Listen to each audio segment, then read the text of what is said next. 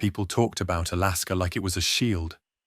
Distance, cold, low population.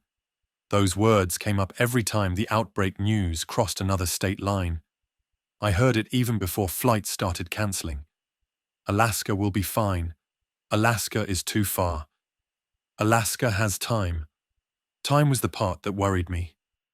Distance doesn't stop collapse, it delays it. And delay is dangerous because it convinces people to wait for certainty instead of acting on probability. By the time certainty arrives, the doors are already closing. I followed the reports closely in those early weeks, not the headlines but the details buried underneath them. Supply chain interruptions, hospital staffing shortages, small towns locking down before being told to. The pattern wasn't explosive, it was procedural. Quiet decisions stacking on top of each other until movement became restricted without anyone announcing it. That's when I understood what Alaska really was into this equation.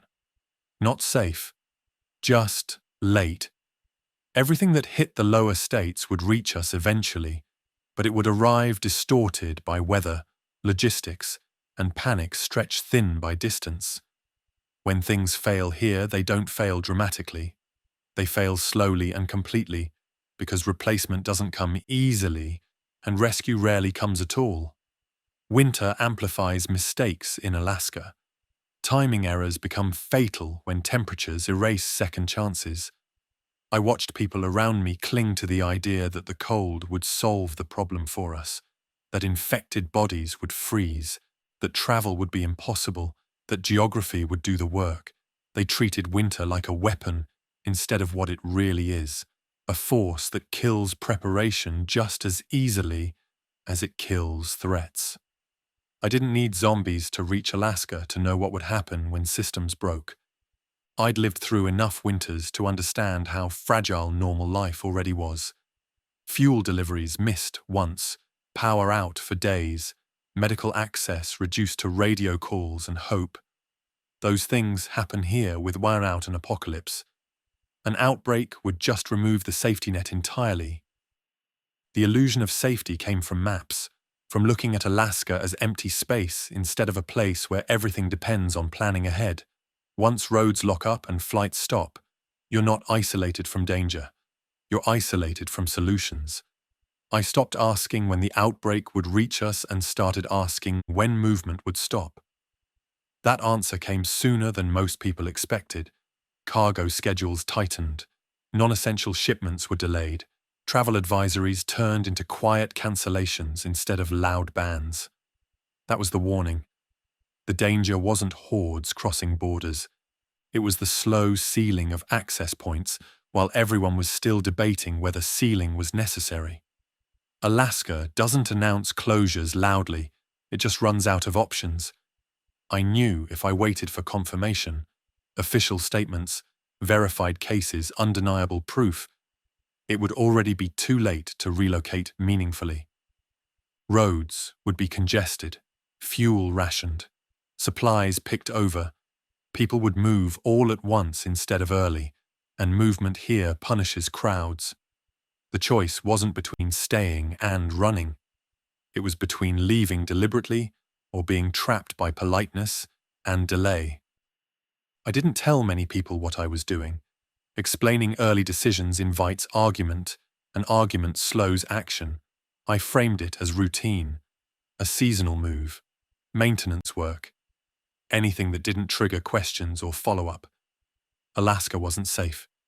It was forgiving only to those who acted before forgiveness was needed. I chose a remote winter homestead not because I believed I could defend it against everything, but because I understood what would fail first when the world started breaking far away. Communication, transportation, resupply, help. Cities depend on those. Remote places depend on preparation. I left while roads still worked, while stores were stocked, while movement didn't draw attention. Not because the outbreak had arrived, but because waiting for arrival was the mistake everyone else was making.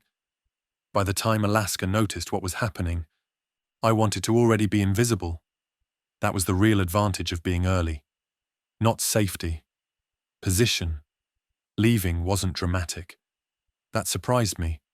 There was no rush of sirens or sudden realization that forced my hand. It was a quiet decision made over several days of watching normal life continue while the foundations underneath it shifted. People still went to work. Stores still opened. Conversations stayed casual. That normality was the most dangerous part. Uncertainty spreads faster than panic in Alaska. Panic burns hot and brief. Uncertainty settles in and freezes people in place. I could see it already taking hold. Everyone was waiting for clearer information, better guidance, someone else to decide first. Waiting felt responsible. It wasn't. I didn't choose isolation because I wanted to be alone. I chose it because uncertainty multiplies when shared. Every person adds variables. Every shared space adds dependency. In cities and towns, survival relies on coordination. When coordination breaks, density turns against you quickly. I looked at the places people trusted most and saw how fragile they were. Grocery stores that restocked just in time. Clinics that relied on rotating staff flown in from elsewhere. Heating systems dependent on uninterrupted fuel delivery. None of it was built to absorb long disruptions. It was built to function smoothly, not to endure stress. Isolation removed those weak links. The homestead wasn't a fantasy of self-sufficiency. It was a reduction of obligations. No neighbors relying on shared infrastructure. No schedules dictated by supply trucks. No expectation that help would arrive if something went wrong. It forced honesty early when adjustments were still possible. I made the decision before movement felt urgent. That mattered. Urgency creates mistakes. Early action creates options. I could choose what to bring instead of grabbing whatever remained. I could travel without competing traffic. I could disappear without explanation. The road north was quiet in a way that felt temporary. Snow hadn't fully set in yet, and trucks still moved freely. I took note of how many vehicles were heading the opposite direction, people leaving seasonal work or returning south before winter locked in. None of them looked concerned. That calm reinforced my decision. Calm before restriction is a window, not reassurance. Choosing isolation meant accepting risk up front instead of borrowing comfort from systems that might vanish overnight. If something broke at the homestead, I would be the only one responsible for fixing it. That responsibility felt heavy, but it was honest. Depending on systems already showing strain felt heavier in a different way. I didn't frame the move as escape, even to myself. Escape implies running from something specific. This wasn't about fleeing zombies or headlines. It was about positioning myself where fewer decisions would be made for me later. Isolation limits choices, but it also protects them. The farther I traveled, the more that became clear.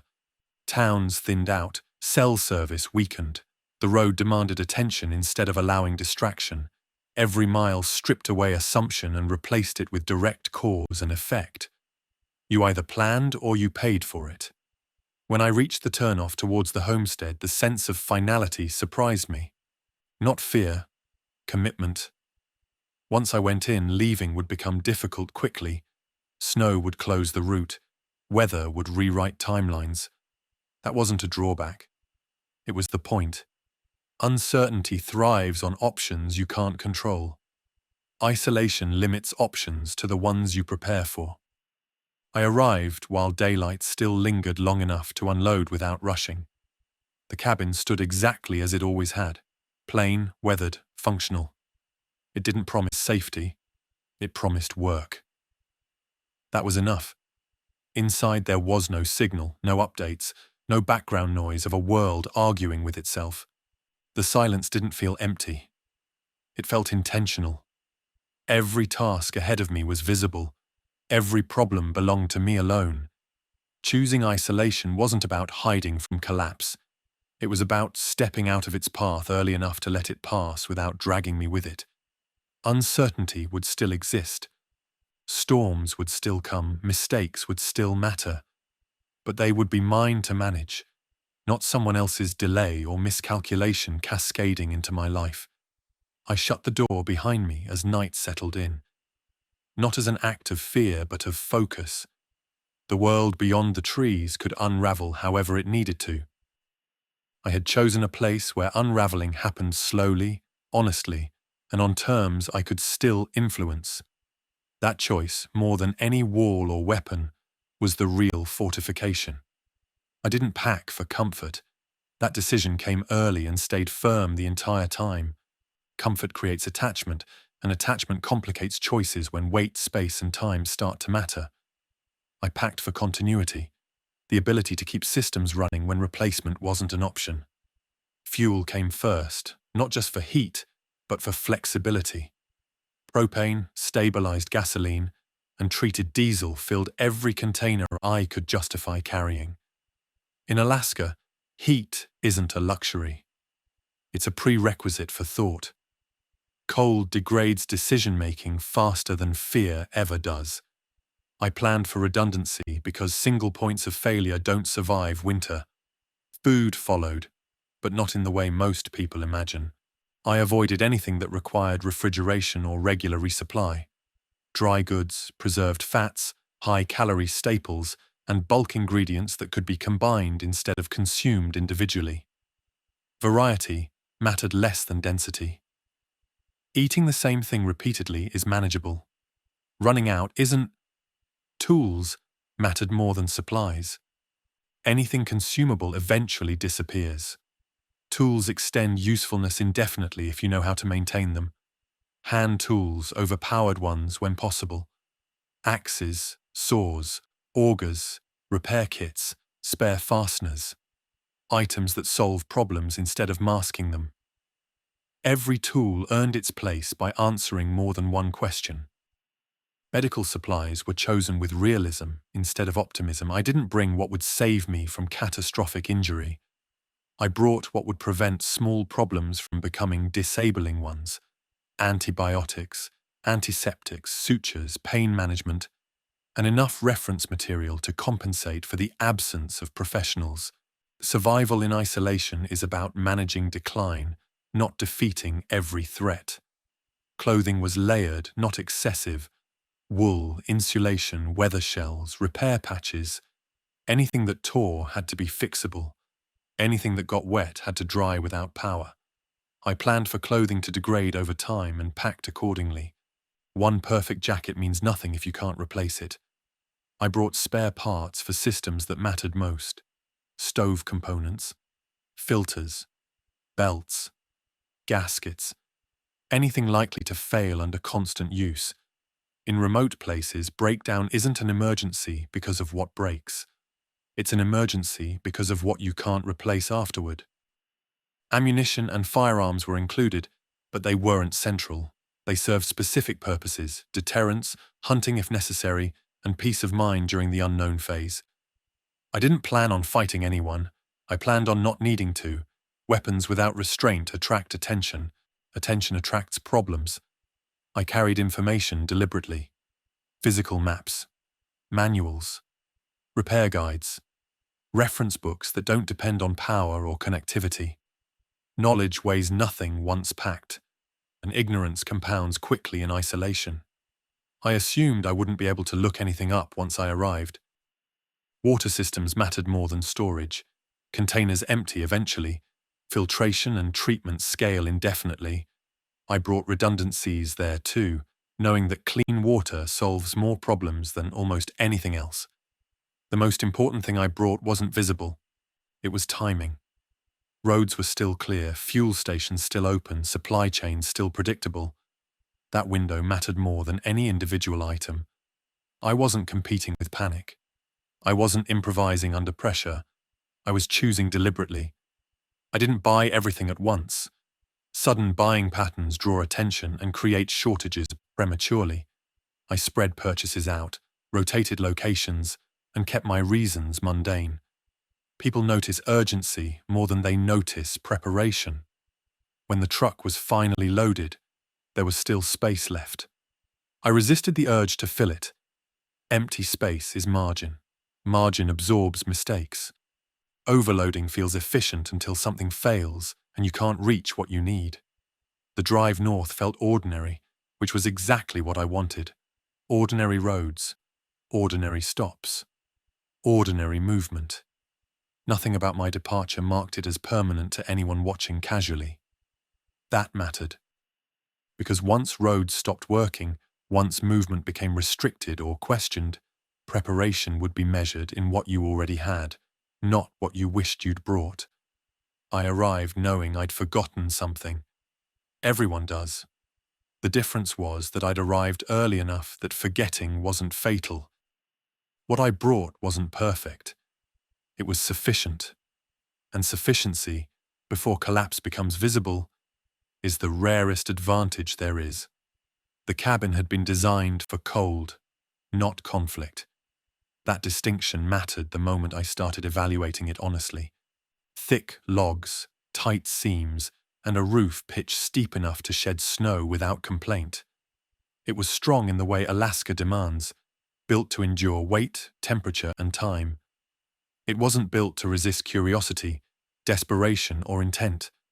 I walked the perimeter slowly, not looking for beauty or comfort, but for assumptions. Windows were positioned to collect light, not to deny access. Doors prioritized insulation over resistance. The porch was open, inviting, and completely wrong for a world where visitors might not announce themselves kindly. Everything about the place assumed people arrived with permission. Inside, the layout favored heat, circulation, and efficiency. A central stove, narrow rooms, low ceilings, perfect for conserving warmth. Terrible for retreat if someone forced entry. There were no choke points, no protected angles, no space to disengage. It was a home, not a holdout. That realization set the tone for every decision that followed. I wasn't going to turn the cabin into a bunker. Bunkers attract attention. They challenge people. Challenge escalates.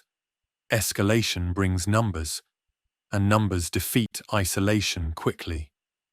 I needed the cabin to remain what it looked like.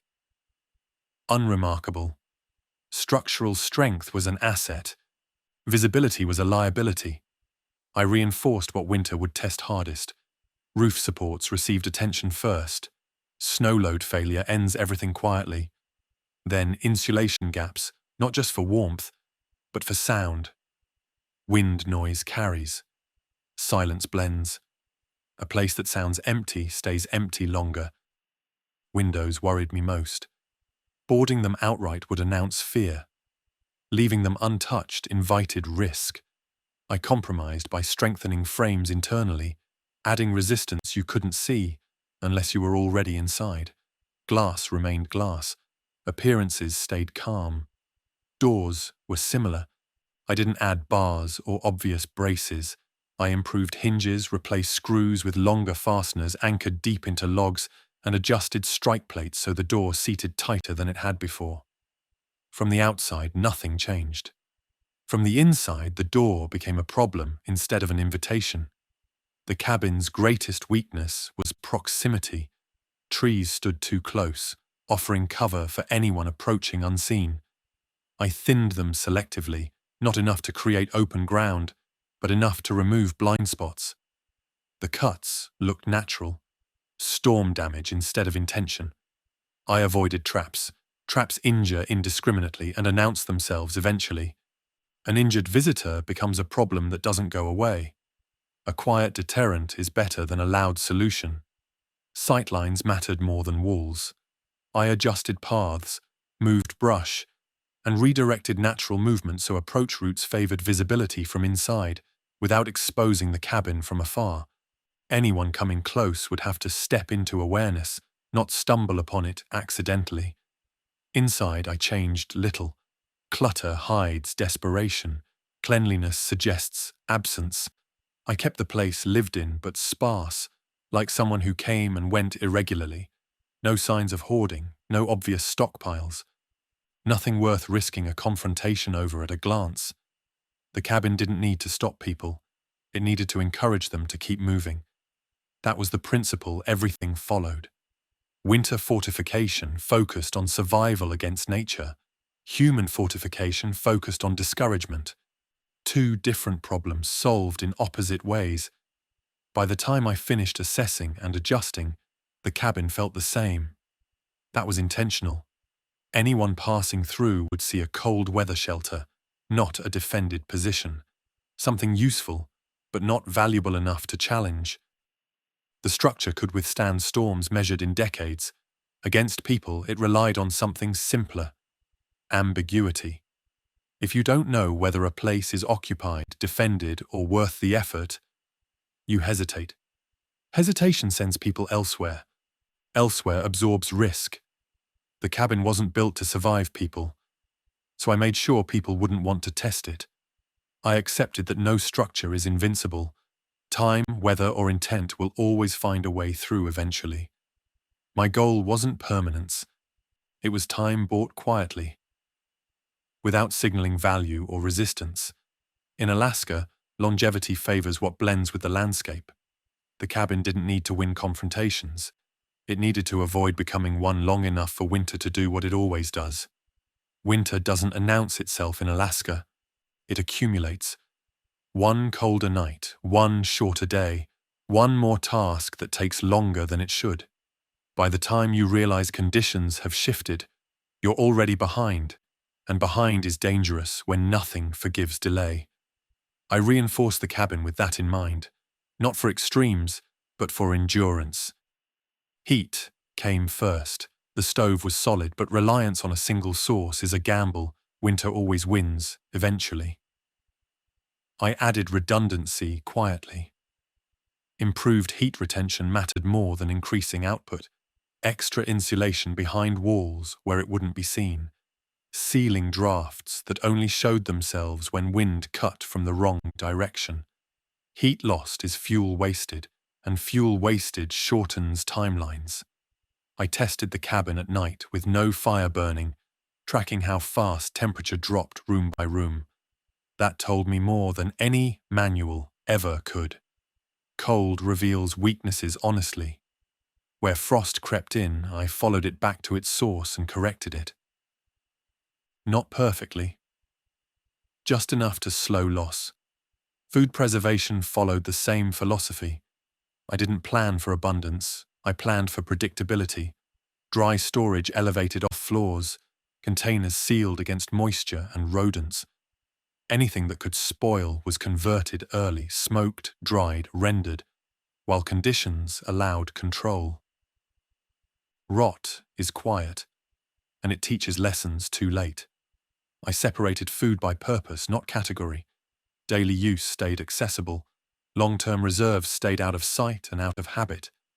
Eating from the wrong cache feels harmless until winter stretches longer than expected. Discipline matters more than optimism. Water was reinforced indirectly. I didn't rely on stored volume alone. I reinforced access. Snowmelt procedures. Filtration that worked without heat. Containers that wouldn't crack under freeze cycles. Water failure doesn't arrive suddenly. It arrives when you're tired enough to cut corners. Time was the hardest thing to reinforce, because time only becomes visible when it's already gone. I planned tasks by season, not by need. Anything that required fine motor skills was completed before cold made hands unreliable. Repairs were front-loaded. Maintenance assumed nothing would be easy later. I reinforced habits as much as structure. Same wake times, same checks, same routines. Consistency reduces decision fatigue, and decision fatigue kills people quietly in isolation. When every choice costs energy, habits preserve it. The cabin wasn't fortified to feel safe. It was fortified to feel boring. Predictable heat, predictable meals, predictable work. Excitement wastes calories and attention.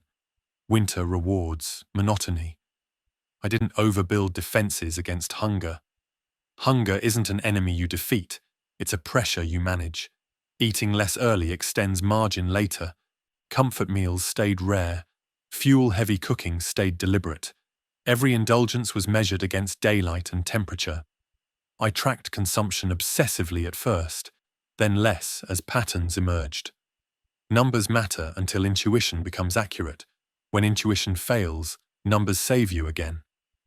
That cycle repeated itself all winter. Time revealed the value of restraint. The cabin didn't creak differently after storms. Supplies didn't vanish unexpectedly. Systems degraded slowly, visibly, on schedules I could adapt to. That predictability was the real reinforcement. The world outside was collapsing in unpredictable ways. Inside, I needed the opposite. I didn't reinforce against disaster. I reinforced against erosion. Cold erodes attention. Hunger erodes judgment. Time erodes preparation. You don't lose to any of them in a single moment. You lose when they align. By treating winter as a long negotiation instead of a battle, the cabin became something stable enough to rely on without thinking about it constantly. Stability frees attention. Attention catches problems before they multiply. When storms hit and daylight shrank to a narrow window, the cabin held temperature longer than expected. Meals stayed routine instead of reactive. Days blurred without becoming disorienting. That was the goal. Not comfort, continuity. I knew the outbreak would eventually reach Alaska, distorted by distance and cold, but winter would arrive first. If I couldn't survive that without improvisation, zombies wouldn't matter. Reinforcing against cold, hunger, and time wasn't preparation for collapse. It was preparation to remain capable when collapse finally noticed where I was. I never wanted the homestead to look defended. Defense invites challenge, and challenge brings attention. Attention is currency in collapse, and I had no interest in being worth the cost. Whatever protection I added needed to disappear into the landscape the same way the cabin already did. The first rule was simple. Nothing obvious from a distance. No cleared kill zones, no sharpened stakes, no walls that announced intention. From the tree line, the place needed to look exactly like it always had, a weathered structure doing its quiet work against snow and wind. Most of the fortification happened at the level people don't notice unless they're already close. Approach routes mattered more than barriers. I redirected movement subtly, trimming brush in ways that made certain paths easier and others frustrating without being impassable. People follow convenience when tired. They choose the path that costs the least effort, even when they don't realize they're doing it. I hardened the cabin indirectly. Floor joists were reinforced not for weight, but for sound. Wood transmits vibration differently when it's under tension. A heavier step feels louder when you're standing inside, and that matters. Early warning buys seconds. Seconds buy decisions. Windows stayed visible but became unreliable entry points. I added internal resistance that couldn't be defeated quickly or quietly. Anyone testing a window would feel uncertainty immediately. Uncertainty slows hands. Slow hands give time. Exterior lighting remained minimal. Darkness is a better deterrent than illumination. Light creates silhouettes. Darkness creates doubt. I positioned reflective surfaces instead, angled to catch moonlight or snow glare in ways that made movement feel exposed without actually revealing anything. Noise discipline became part of the fortification. I padded loose boards, secured anything that rattled in wind. The quieter the cabin was naturally, the more foreign any unfamiliar sound felt. Silence sharpens awareness better than alarms ever could. I never set traps. Traps escalate situations that might otherwise pass. Someone injured near your shelter doesn't disappear. They become a problem that attracts more problems. My goal wasn't to stop people. It was to convince them to keep moving. I left signs of old occupancy on purpose, a sled leaning against a tree, snowshoe tracks that led nowhere, small indicators that someone passed through occasionally but didn't stay. That ambiguity suggested scarcity rather than value. A place worth fortifying heavily is a place worth testing. I wanted the opposite impression. Inside, I avoided stockpiling in obvious ways. Supplies were distributed, not centralized. Anyone glimpsing inside wouldn't see abundance. They'd see just enough to survive briefly, not enough to justify confrontation. Hunger encourages theft. Perceived poverty encourages distance. The strongest fortification was behavioral. I didn't create patterns that could be observed from afar. No consistent smoke times, no regular exterior movement. I adjusted routines to weather instead of schedule. In winter, predictability is more dangerous than scarcity. I also accepted limits. If a group arrived with intent, no subtle measure would stop them forever.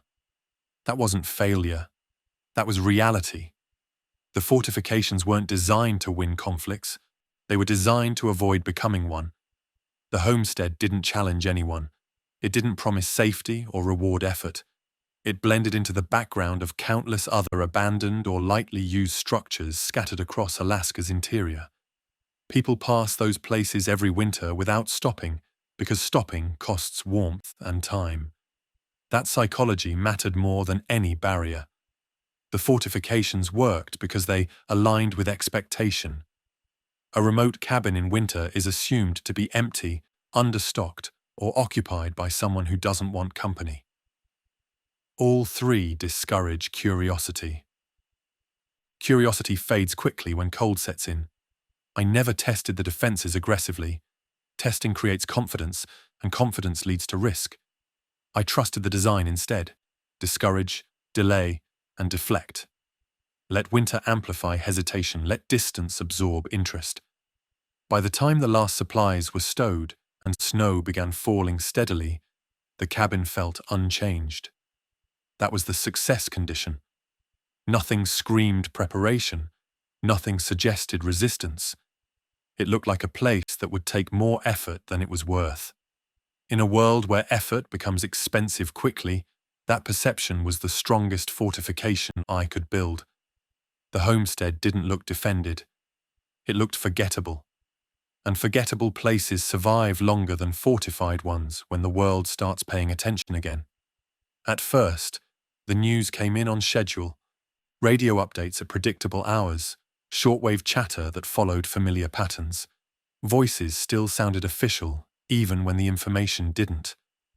That regularity created a sense of distance between me and what was happening elsewhere. The outbreak was real, but it was still framed, still contained by language. Then the gaps started. Reports that used to arrive daily shifted to every few days, not because nothing happened, but because fewer people were left to say anything meaningful. Updates shortened, details vanished. Locations were mentioned without context, as if naming them was enough to explain everything that had gone wrong. I noticed the tone change before the content did. Voices stopped speculating. They stopped reassuring. They stopped correcting themselves mid-sentence. What remained was careful phrasing designed to say less without admitting uncertainty. Alaska wasn't the focus of any broadcast. We were an afterthought, mentioned only in relation to supply delays or weather impacts. That omission mattered. When places stop being mentioned, it's usually because attention has moved past the idea of stabilizing them. The radio still worked, but the conversations it carried thinned out. Amateur operators dropped off one by one. Familiar call signs stopped responding. Not dramatically, just absent. Silence where someone used to be. I kept listening anyway, even when there was nothing new to hear. Routine matters when external structure disappears. Turning the dial became part of my day, a way to mark time and confirm that the world beyond the trees still existed, even if it was unraveling unevenly. Weeks passed. The information lag grew longer. By the time news reached Alaska, it felt outdated on arrival. Entire regions went quiet before their situations were fully explained. Reports referenced events without dates. Words like ongoing and developing lost meaning when nothing followed them. That delay created a dangerous illusion for people farther north. If collapse takes longer to reach you, it's easy to believe it won't arrive at all. I could hear that belief in the few voices that still broadcast casually, talking about plans, adjustments, waiting it out. Waiting assumes continuity. I didn't trust continuity anymore. I started treating outside information as historical instead of actionable. What mattered wasn't what had happened elsewhere. It was how fast the signal carrying that information was degrading. Communication failure precedes every other system failure. Once messages slow, response becomes theoretical. The broadcasts also grew narrower. Instead of broad updates, they focused on advisories. Don't travel, conserve fuel, avoid unnecessary contact, instructions without context, compliance without explanation. Those messages weren't meant to inform, they were meant to reduce movement. That told me more than any casualty report ever could. As weeks stretched into months, weather reports replaced outbreak news almost entirely. Storm warnings, temperature drops, infrastructure strain. It was as if the outbreak had become background noise, something no longer worth tracking explicitly. Either it was under control or it wasn't fixable. Neither interpretation offered comfort. The last clear transmission I remember wasn't dramatic. No declaration, no acknowledgement of collapse. Just a routine update that cut off mid-sentence and never resumed. No static, no farewell. Silence replaced it as if the speaker had simply stepped away. I waited longer than necessary after that, listening to an empty frequency. When nothing returned, I turned the radio off instead of one of leaving it on. Leaving it on felt like waiting for permission that wasn't coming. From that point on, the world beyond my homestead existed only through inference. Supply planes didn't pass overhead anymore. Distant engine noise vanished. Even seasonal traffic on far-off routes disappeared entirely. The absence confirmed what broadcasts no longer did. News didn't stop because things improved. It stopped because there was no one left whose job it was to explain. That understanding settled in quietly. I wasn't cut off by failure alone. I was cut off by irrelevance. Alaska had slipped far enough down the list that updates no longer justified the effort. The silence didn't scare me the way sudden chaos would have. It clarified things. The timeline had shifted from weeks to seasons. Whatever was happening elsewhere would arrive here slowly, filtered through cold and distance, long after people stopped arguing about what it meant. I adjusted accordingly. From that point on, I planned as if no new information would arrive. No warnings, no confirmations. Just weather, daylight, and the slow approach of consequences delayed by geography, but never cancelled. The news arrived slower each week until it stopped altogether. By then, I didn't need it anymore. Everything that mattered was already here, waiting patiently for winter to finish what distance had started. The silence didn't arrive all at once. It crept in the way cold does, quietly occupying space until you realize something essential has gone missing. After that last broken transmission, I kept the radio on for days longer than I needed to, letting static fill the cabin like a substitute for presence. Static is still something. Silence is final. When nothing followed, not even automated signals or emergency loops, I turned the radio off. The click felt heavier than it should have. That sound marked the end of external confirmation. From that moment on, the world beyond my homestead stopped existing as something I could verify. At first, I kept expecting the silence to break. Old habits die slowly. I found myself pausing mid-task, listening for aircraft engines that never came. I'd step outside at night and wait, convinced I'd hear distant movement carried by cold air. The land offered nothing back. That was when self-reliance stopped being a concept and became a condition. Without incoming information, time behaved differently. Days blurred not because they were empty, but because nothing external punctuated them anymore. No updates, no deadlines, no shared sense of urgency. The rhythm of life collapsed inward until it was defined entirely by what I did and what I failed to do. I learned quickly that silence can be misleading. It feels peaceful at first, almost generous. No bad news. No panic. No arguments bleeding through the airwaves. But peace without context is dangerous. It encourages complacency. It tempts you to believe that absence of information means absence of threat. I didn't let myself believe that. Instead, I treated the silence as confirmation of the worst possibility, that systems had degraded beyond communication, that anything happening elsewhere was no longer being coordinated, explained, or mitigated. The lack of updates wasn't reassuring. It was a sign that no one was left whose job it was to speak. That understanding sharpened my focus. I stopped performing tasks as if someone might eventually arrive to take over. No more deferred maintenance. No waiting to see if conditions improved. Every decision assumed permanence. If I didn't handle something now, no one else ever would. The silence also changed how I related to risk. Without news, I couldn't calibrate danger against broader events. I couldn't say things are worse now or better elsewhere. Risk became local and immediate. Weather mattered, supplies mattered, and the land mattered. Everything else was theoretical. That narrowed my world in a way that felt both heavy and clarifying. I stopped talking out loud, even to myself. Not intentionally at first, but because there was no reason to. Words are social tools. Without an audience, they fade. I conserved them the way I conserved fuel, using them only when they served a purpose. Isolation deepened, but it didn't fracture me. It refined me. I found comfort in routines that didn't rely on information. Checking fuel levels, tracking daylight, monitoring temperature swings. Those metrics were honest. They didn't exaggerate or minimize. They told me exactly where I stood.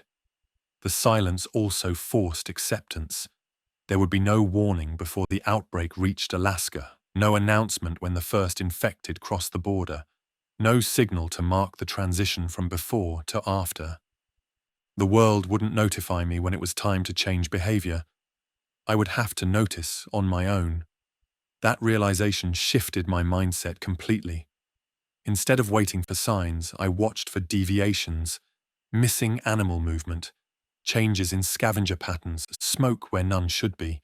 Silence taught me to read absence as information. The last transmission didn't mark the end of the world. It marked the end of shared awareness. From that point on, survival wasn't about reacting to news. It was about anticipating outcomes without guidance. The quiet demanded responsibility in a way noise never does. I didn't miss the voices. I missed the illusion that someone else was still managing things. Once that illusion was gone, the homestead stopped feeling like a retreat and started feeling like a boundary. Inside it, I was responsible for continuity. Outside it, the world was resolving itself without explanation. The silence wasn't comforting. It was honest. And honesty, in isolation, is unforgiving, but usable. The first sign wasn't the cold. Cold had always been there, waiting its turn. The change came in how quickly the landscape stopped forgiving mistakes. Trails I'd walked casually in early fall became slower, narrower, less negotiable. Snow didn't arrive dramatically. It layered itself in thin, persistent increments that erased shortcuts and punished hesitation. Winter doesn't announce dominance in Alaska. It asserts it through accumulation. Daylight retreated without urgency, shaving minutes off the morning and evening, until work windows narrowed to something you had to plan around instead of assume. Tasks that once fit easily into an afternoon demanded discipline. Miss the window, and you waited another day. Waiting burned fuel, food, and patience. The cold settled deeper each week, changing texture instead of intensity. Early cold numbed skin. Later cold stiffened joints. Eventually it reached the kind that slowed thought if you didn't actively manage it. That was the version that mattered. Zombies don't exploit distraction. Winter does. I adjusted movement accordingly. Every trip outside became deliberate. Gloves on before opening doors, tools staged in advance. No improvisation once boots hit snow. You don't decide things mid-task in winter, you decide them before you step out. The homestead shrank as the season progressed. Not physically, but functionally. Areas that had been usable became liabilities. The far tree line stopped being a casual walk and turned into a commitment. Wind exposure mattered more than distance. Elevation mattered more than view. I noticed how silence behaved differently once snow settled fully. Sound travelled farther, but felt flatter, carried cleanly without echo. That sharpened awareness in uncomfortable ways. Any noise I made felt oversized against the stillness. Winter amplifies presence even as it isolates. The dead never arrived, but they stopped mattering. Hypothetical threats lose relevance when immediate ones demand attention. Frostbite doesn't wait. Exposure doesn't care about plans. Hunger tightens quietly when calories go to heat instead of strength. I stopped scanning the horizon for movement and started scanning my own routines for weakness. Missed checks, slight inefficiencies, small delays that cost more energy than they should. Winter turns inefficiency into cumulative failure. Animals adjusted faster than I did. Tracks appeared and vanished unpredictably. Game patterns shifted. Predators moved differently, closer to structures than before, not out of aggression, but opportunity. I took note without interference. Winter rearranges hierarchies without asking permission. Fuel consumption increased despite precautions. That wasn't failure, it was reality. Cold doesn't negotiate. It extracts payment whether you like the terms or not. I recalibrated expectations instead of fighting numbers. Planning that ignores environment becomes fantasy. Inside, condensation froze along window edges, creeping inward with each temperature drop. I tracked it like a tide. Where it advanced, I corrected. Where it stalled, I left it alone. Winter teaches which battles matter. The mental shift surprised me most. Fear faded, replaced by focus. When survival depends on temperature management and daylight, abstract threats lose urgency. Zombies could wait. Winter demanded response now. I realized then that the outbreak timeline had been misleading from the start. People fixate on dramatic threats because they announce themselves. Winter doesn't. It waits until you're tired, then asks for precision you no longer have. By the time the cold reached its deepest hold, the idea of strangers appearing felt distant, almost theoretical. Roads were gone, trails erased.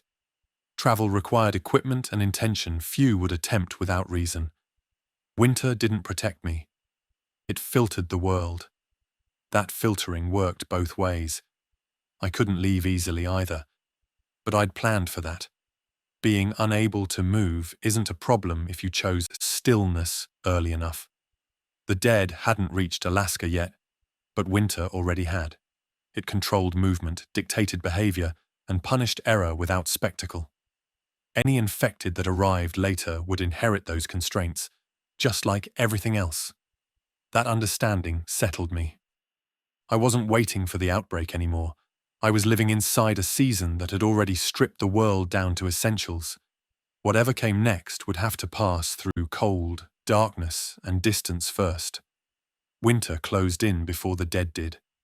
And by the time anything else arrived, I would already be living by rules that didn't care what name you gave the threat.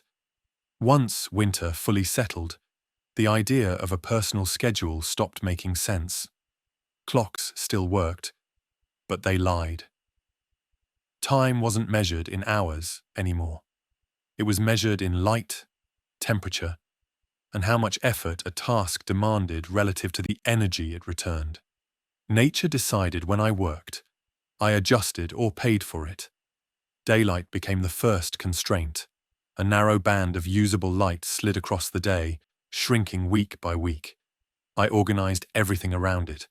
Outdoor work happened only when visibility and temperature overlapped favorably. Miss that window, and the task waited, sometimes for days. Forcing it meant mistakes, and mistakes in winter compound quickly. Mornings weren't for productivity, they were for assessment. I checked temperature, wind direction, snow accumulation, fuel levels, and physical condition before committing to anything. The body is equipment in winter. Ignoring its status leads to failure you don't feel until it's too late. Heat management dictated the rhythm inside the cabin. Fires weren't built for comfort, but for efficiency. I timed burns to overlap with rest periods so recovery happened while warmth was highest. Cooking followed the same logic.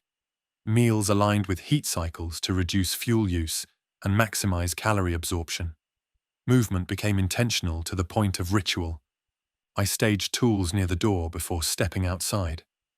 Gloves, hat, and layers were adjusted in sequence every time, not because I needed the reminder, but because consistency prevents oversight. Forgetting one small thing can turn a short task into a dangerous one when cold accelerates consequence. Snow management defined afternoons. Clearing wasn't about aesthetics or access. It was about preventing accumulation from reaching a tipping point.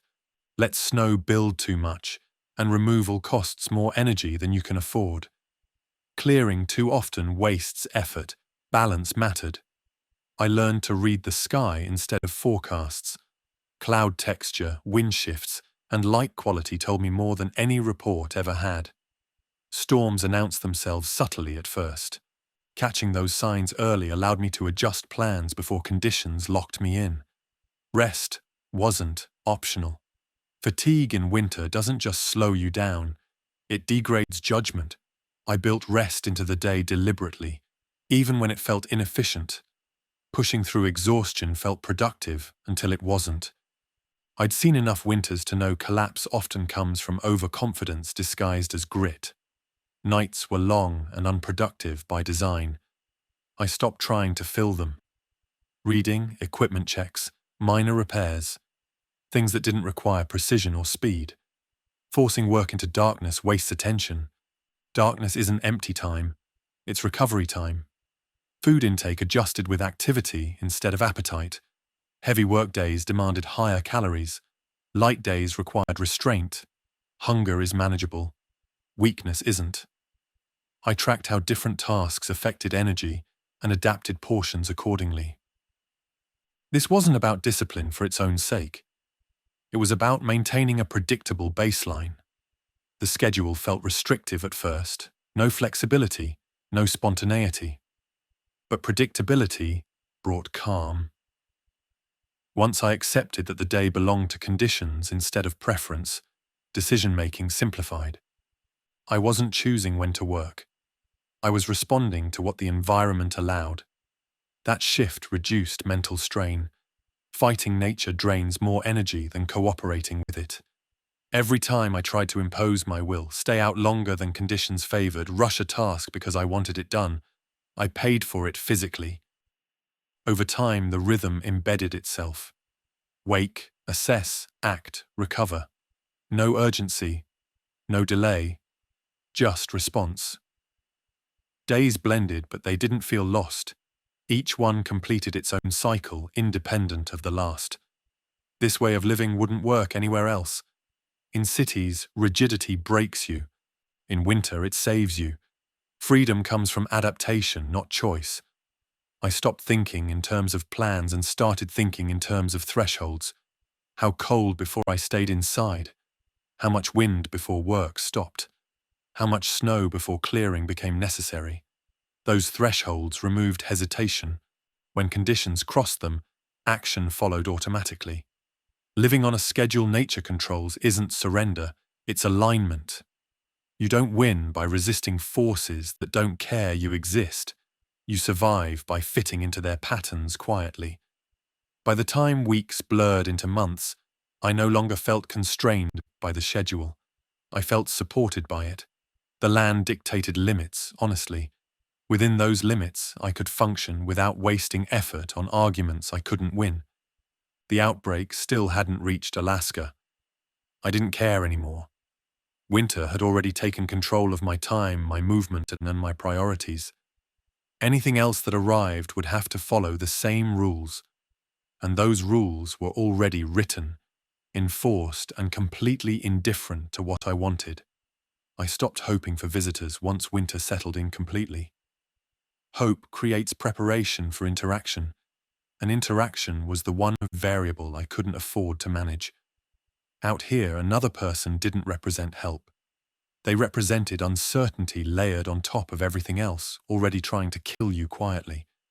Isolation wasn't loneliness. It was control. Anyone who reached the homestead in winter would arrive desperate, exhausted, or both.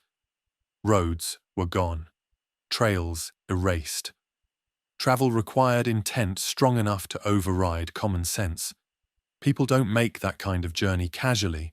They make it because something behind them has become worse than the cold ahead. That's not the kind of arrival you greet optimistically. I thought about what I could realistically offer another person. Heat at a cost. Food at a faster rate than I'd planned for. Shelter at the expense of visibility and noise. Every shared resource halves faster than expected, and winter doesn't adjust its demands because you're being generous. More importantly, another person brings another set of decisions, another threshold for fear, another margin for error. Even well-intentioned cooperation degrades under scarcity. Disagreements don't need malice to become dangerous when conditions are unforgiving. The cabin wasn't fortified for hospitality. It was structured for efficiency. One person moving predictably through space. One metabolism. One sleep cycle. One risk profile. Adding another body would disrupt systems that only worked because they were simple. I also understood what visitors would imply to anyone else watching. Smoke patterns change, tracks multiply, noise becomes less controlled. A place that looks barely occupied turns into a destination. Destinations attract movement. Movement attracts attention. Attention spreads faster than infection ever could. I prepared for the possibility anyway, not by making space, but by deciding boundaries in advance. If someone appeared, injured or freezing, I would stabilize them briefly and move them on once they could travel. No extended stays. No shared planning. Compassion without entanglement. That decision wasn't cruelty, it was honesty. In collapse, prolonged cooperation requires a trust, and trust requires time neither winter nor circumstance was willing to provide. I couldn't vet intentions without risking exposure. I couldn't enforce rules without escalation. And I couldn't absorb the consequences if things went wrong. The absence of visitors simplified everything. Days remained predictable. Supplies followed known curves. Security remained passive instead of reactive. I didn't have to explain decisions or justify restraint. I didn't have to manage someone else's fear when conditions worsened suddenly. Silence outside the cabin meant nothing unexpected had changed. I noticed signs occasionally, distant tracks that turned back, a snowmobile trail that faded into drifts before reaching my land. Each one confirmed the same thing. People were still out there, but winter was deciding who went where. Most chose to stop before reaching anything uncertain. That was the best possible outcome. The homestead wasn't a refuge. It was a position. Positions lose value when shared too widely. The goal wasn't to build community. It was to remain viable long enough for the larger situation to resolve, in whatever way it was going to. I didn't mistake isolation for superiority. I knew others were surviving elsewhere, making different choices that worked for them. But here, under these conditions, no visitors meant no compromises forced by urgency or guilt. Winter is merciless to groups that form too late. Early cooperation can work. Late cooperation collapses under pressure. Anyone arriving now would already be behind, and helping them would pull me backward with them. That calculus stayed consistent all season. I didn't set traps. I didn't signal hostility. I simply remained quiet, uninviting, and forgettable. The land did the rest. Cold discourages negotiation. Distance erases intent. When storms passed and no footprints appeared near the cabin afterward, I felt relief without pride. The absence of visitors wasn't proof of success. It was confirmation that my environment was doing exactly what I needed it to do. No visitors meant no forced choices. No forced choices meant survival stayed deliberate, instead of reactive. In winter, that difference decides who lasts and who becomes a cautionary story no one is left to tell. Silence outside my door wasn't emptiness, it was stability. The hardest part wasn't the work. It was sustaining readiness without proof that it would ever be tested. Preparing for something visible gives effort a shape. Preparing for something abstract tests patience in a way few people talk about. Every day that passed without incident made preparation feel slightly unreasonable. The mind looks for efficiency, and efficiency questions effort that produces no immediate return. That's how people drift into complacency, not because they stop caring, but because nothing seems to demand care urgently enough. I didn't let that happen. I treated readiness as maintenance, not anticipation. You don't wait for a machine to fail before checking it. You don't wait for an injury before strengthening the joint that will carry you through winter. The threat didn't need to arrive to justify preparation. Preparation justified itself by preserving capability. Still, the doubt crept in. Some mornings I'd wake up and wonder if I'd misread the world entirely, if the outbreak would burn itself out far away, if Alaska's isolation would turn out to be more than delay. If I'd traded community for solitude unnecessarily. Those thoughts were dangerous. Not because they were wrong, but because they invited negotiation with reality. Negotiation leads to shortcuts. Shortcuts compound quietly. So, I built structure around uncertainty. I ran drills without drama. Lockdowns practiced without urgency.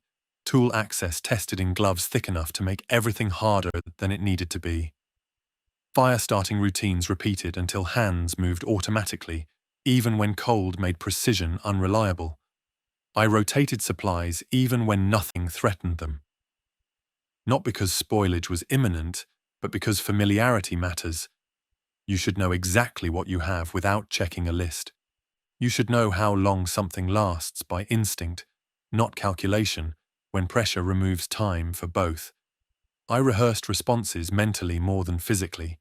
If movement appeared on the ridge, if sound carried where it shouldn't, if tracks showed up near the tree line. Each scenario ended the same way. Not with heroics, but with withdrawal, concealment, and patience. The goal wasn't confrontation.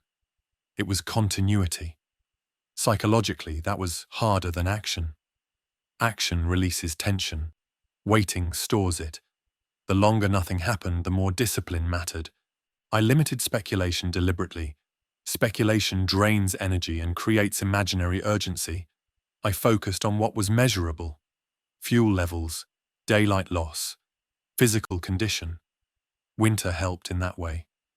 It gave preparation an immediate purpose, even if the outbreak never arrived. Firewood stacked higher than needed still burned. Extra insulation still saved fuel.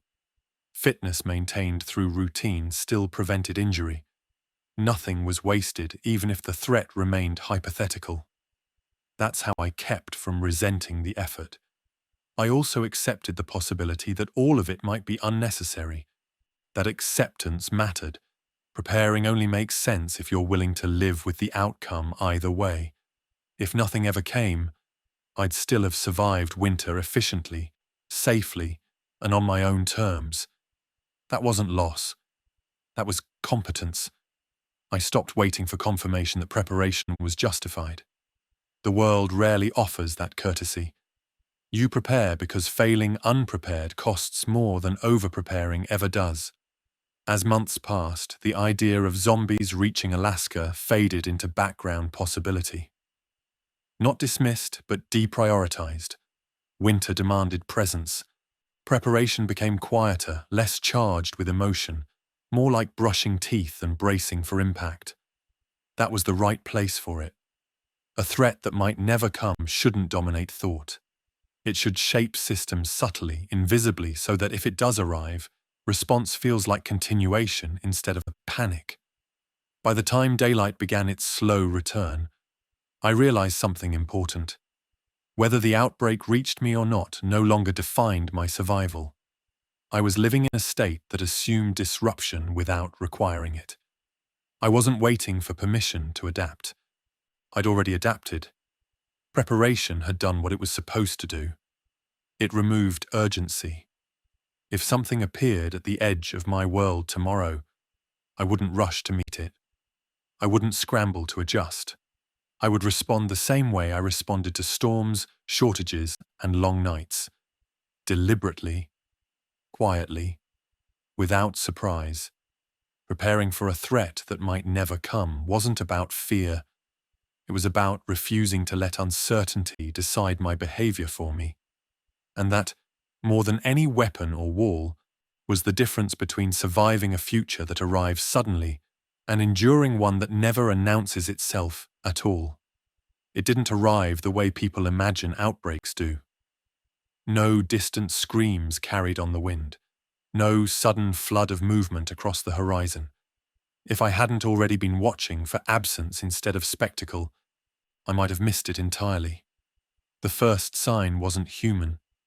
Game patterns shifted again, but this time not with the logic of weather or hunger. Tracks appeared where they shouldn't have, erratic and inefficient, crossing open ground instead of following tree lines. Animals don't waste energy in winter unless something has pushed them out of safer routes. Pressure had entered the system. Then scavengers disappeared. Ravens had been a constant presence all winter, circling, waiting, exploiting anything careless enough to die in the open. One morning they were simply gone. Not reduced, gone. Silence followed them, the wrong kind of quiet, the kind that feels evacuated instead of empty. I didn't celebrate that. Predators leave when competition becomes unpredictable. A week later, I found human tracks for the first time in months.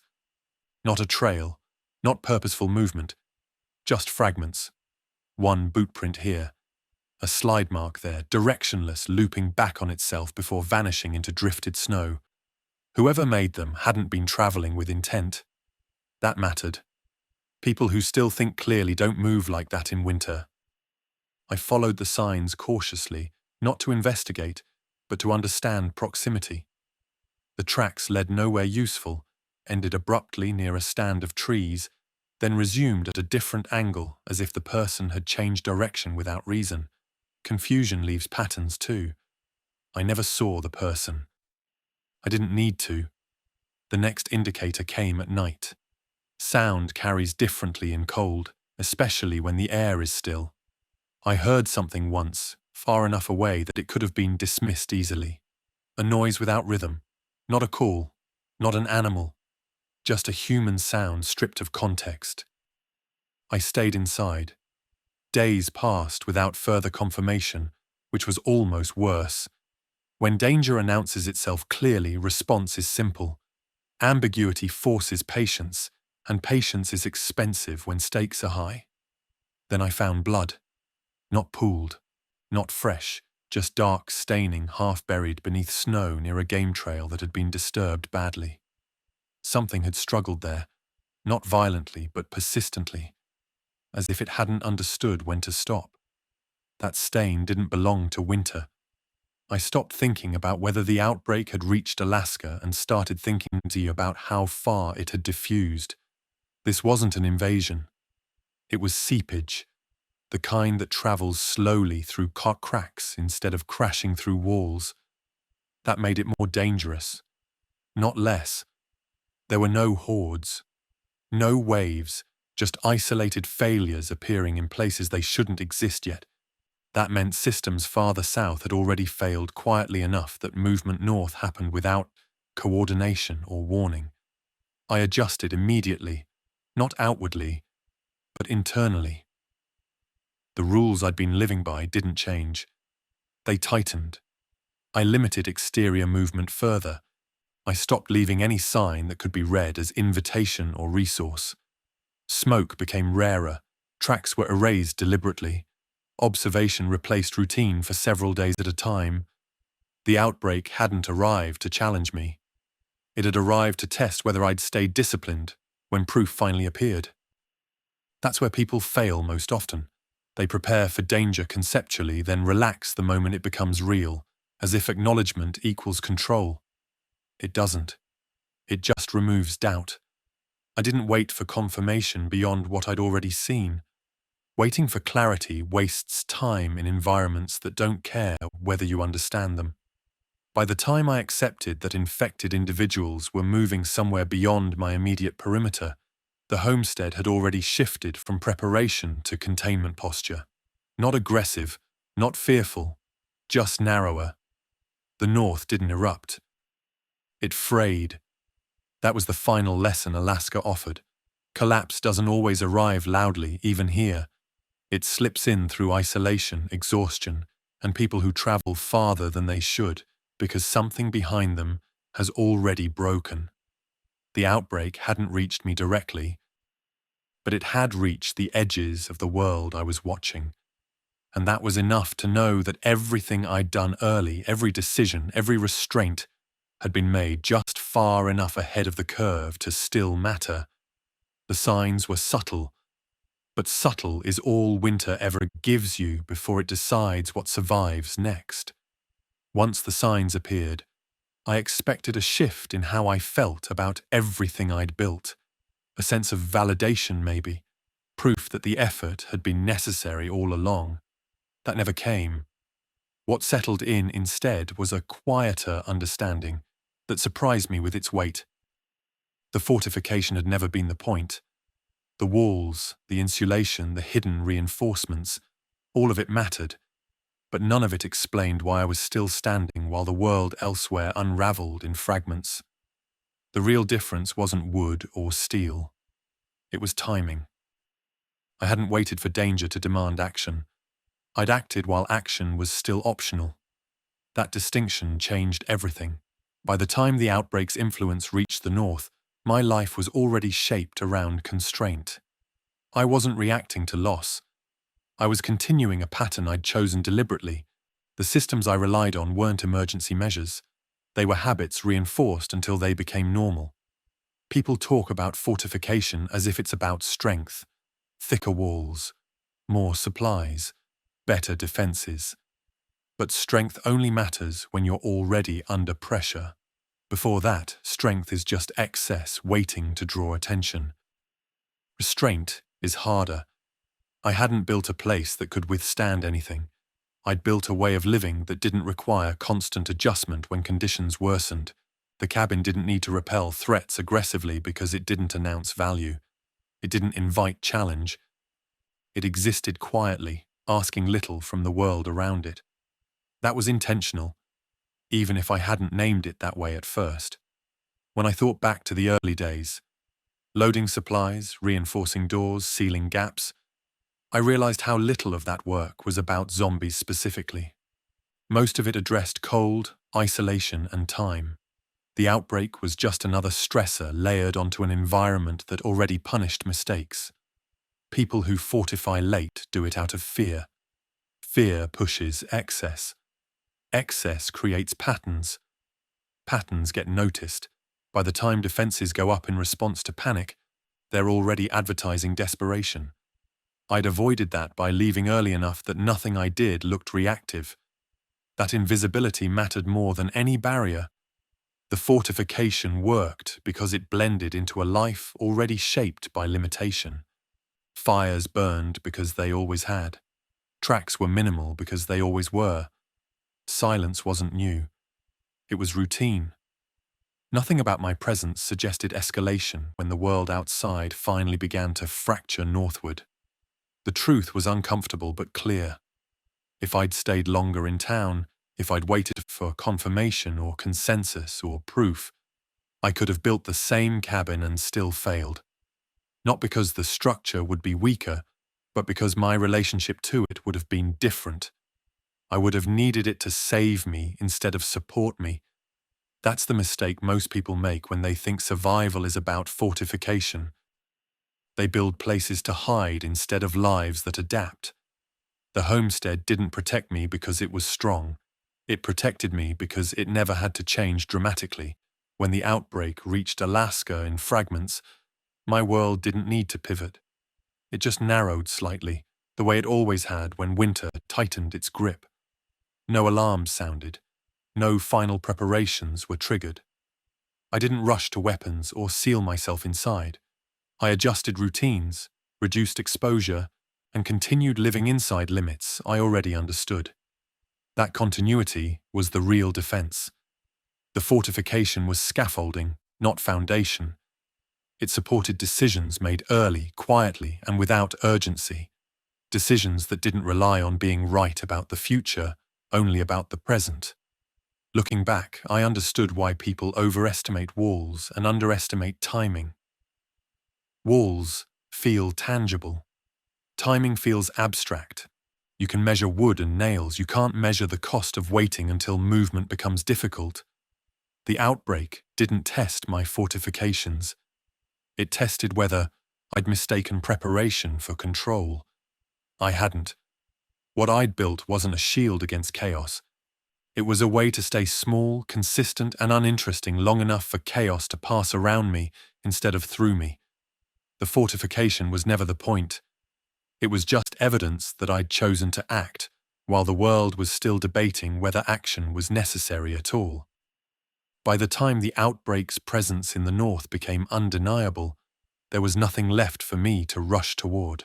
That realization felt strange at first, like missing a cue everyone else was responding to. Then it settled into something steadier. I was already where I needed to be. Leaving early didn't mean I escaped danger. It meant I escaped urgency. Urgency is what strips people of judgment, forces compromises, and turns preparation into reaction. By the time most people decide to move, movement itself has become the problem. I never had to make choices under pressure. Every major decision had been made when roads were clear, stores were stocked, and silence still felt optional instead of imposed. That margin mattered more than any supply or fortification I could point to. When I look back, the most important moment wasn't arriving at the homestead. It was leaving when nothing was visibly wrong yet. That choice felt excessive at the time, even to me. Excessive choices age better than delayed ones. People assume readiness looks dramatic. It doesn't. It looks boring. It looks like leaving before headlines turn frantic. It looks like doing work that no one else thinks is necessary yet. It looks like choosing inconvenience now instead of catastrophe later. By the time infected movement reached anywhere near my awareness, my life had already been reduced to essentials: heat, food, water, routine. There was nothing left to reorganize, nothing to secure in a panic. I wasn't scrambling to protect a lifestyle. I was continuing one. That distinction matters. Most people lose ground not because they lack strength or intelligence, but because they try to preserve too much for too long. They hold on to normal until normal collapses all at once. Letting go early feels like loss. Waiting feels responsible. Only one of those survives winter and uncertainty at the same time. I didn't stay because I was confident that nothing would happen. I stayed because I'd already accepted that something eventually would. That acceptance freed me from needing constant reassurance. I wasn't waiting for updates or hoping for rescue or bracing for dramatic confrontation. I was managing days the way I always had since arriving, carefully, deliberately, without expectation of relief. When the first unmistakable signs appeared, confusion in human movement, disruptions in animal behavior, evidence of failure traveling north, I didn't feel fear. I felt confirmation, not relief, alignment. The world was finally catching up to decisions I'd made months earlier.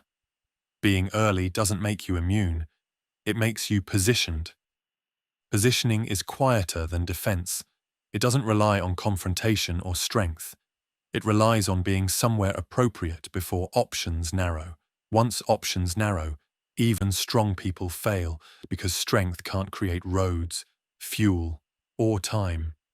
I had all three when they still existed. That's why nothing about my behavior needed to change dramatically when the outbreak reached Alaska's edges.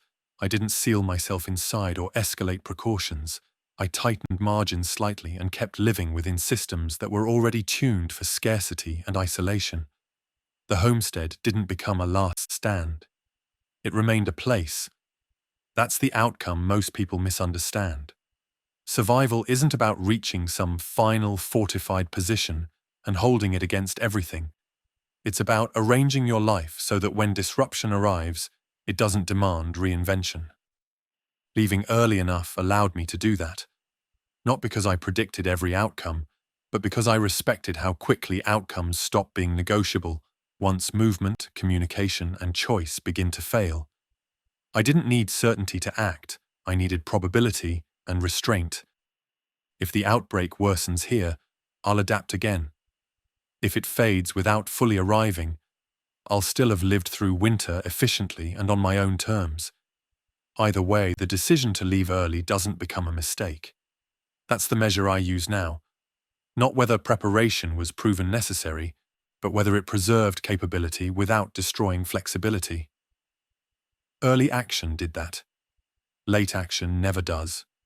I wasn't ready because I built something strong. I was ready because I stepped out of the flow before the current became impossible to fight. By the time everyone else was forced to decide, my decision was already behind me, shaping every day quietly instead of demanding to be justified. That's what leaving early enough gives you. Not safety. Time, clarity, and the ability to remain deliberate when the world stops being either.